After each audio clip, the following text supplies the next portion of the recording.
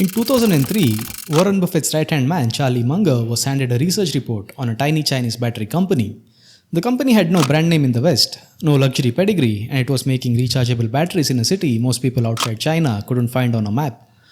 Munger read the report anyway, and then Berkshire Hathaway wrote a check for $232 million. That company was BYD, and today it has dethroned Tesla as the best-selling electric vehicle manufacturer on the planet. So how exactly does a company that started by making batteries for Nokia phones end up outselling Elon Musk? The answer is one of the most remarkable industrial stories of the 21st century, and it begins not in Silicon Valley, but in a government-owned battery research lab in Beijing.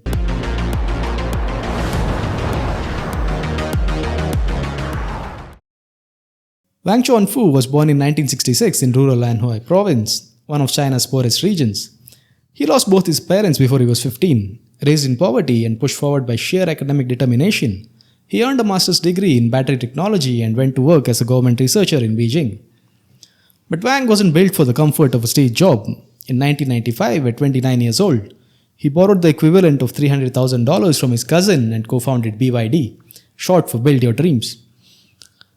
The goal was simple: manufacture rechargeable nickel-cadmium batteries and undercut the Japanese companies that dominate the market.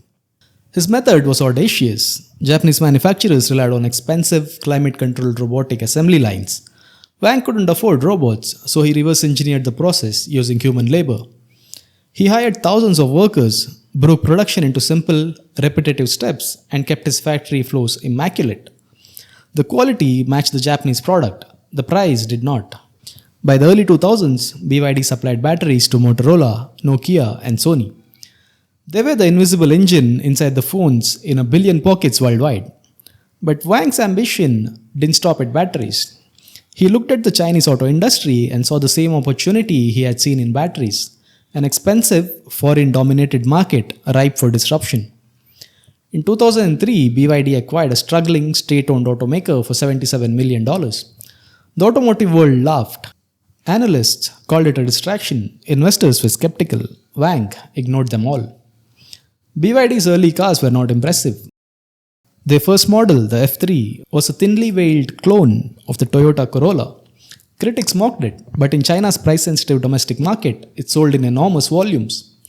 BYD wasn't trying to be prestigious, they were trying to build industrial muscle, manufacturing scale, supply chain control, and engineering talent. The pivotal moment came in 2008, while the global financial crisis shook the world and automakers from Detroit to Tokyo scrambled for survival. BYD quietly launched something unprecedented: the F3DM, the world's first mass-produced plug-in hybrid electric vehicle. Not a concept, not a limited prototype, a car you could walk into a showroom and buy. This was the moment Berkshire Hathaway noticed. Munger convinced Buffett that BYD was different. Their $232 million investment for roughly 10% of the company would eventually be worth billions. But even that vote of confidence didn't change the narrative in the West.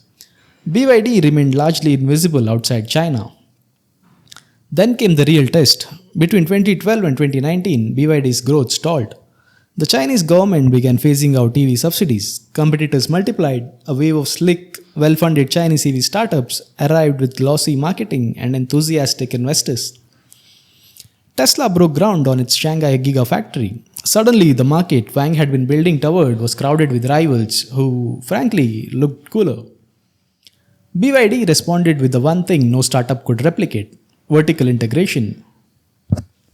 While Tesla was fighting suppliers for battery cells, BYD manufactured its own. While other automakers scrambled to secure semiconductor chips during the global shortage of 2021, BYD made its own chips.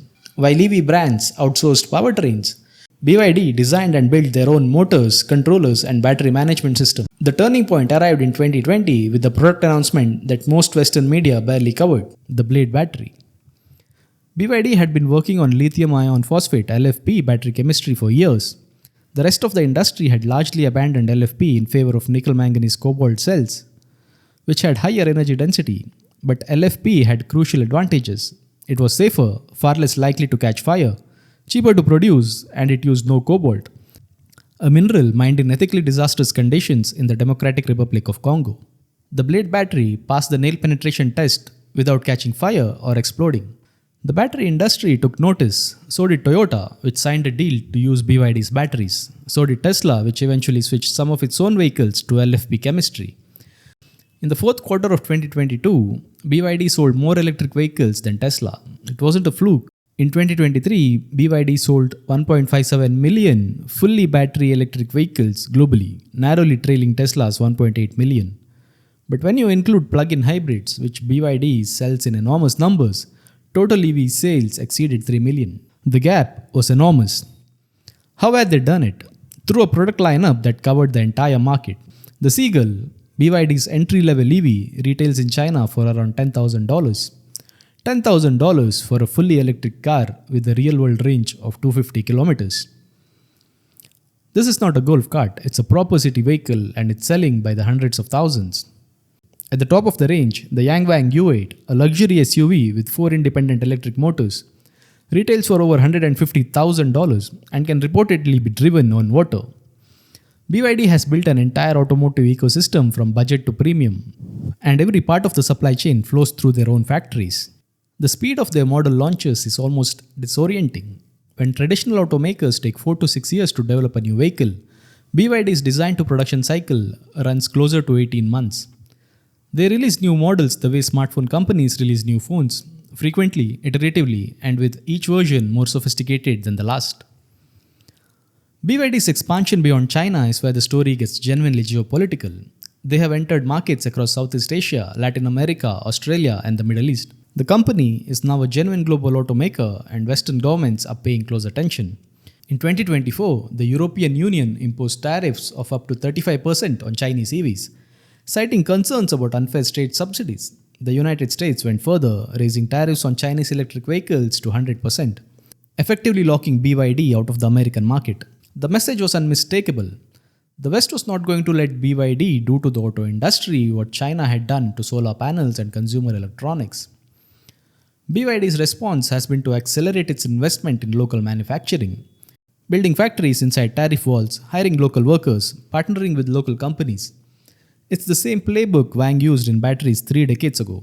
Find the obstacle, go around it, and keep building. Here is the uncomfortable truth that the Western auto industry is slowly being forced to confront.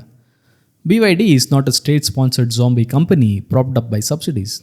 It is a genuinely innovative, vertically integrated, fiercely competitive manufacturer that has spent 30 years quietly building the exact capabilities the EV transition demands. Wang Chuanfu started with one belief, that any technology could be understood, reverse engineered, and improved upon. He applied that belief to batteries, then to cars, then to entire supply chains. He built a company that makes its own steel, its own chips, its own batteries, its own motors, and its own software. The old automakers, Ford, Volkswagen, GM, and Toyota, spent a century building extraordinary businesses around the internal combustion engine. BYD has spent 30 years building something designed for the century that comes next. The question is no longer whether BYD will be a serious global force. It already is. The question is whether the companies and countries that have dominated the auto industry for 100 years can move fast enough to remain relevant. The answer to that question will define what the roads of the world look like for the next 50 years.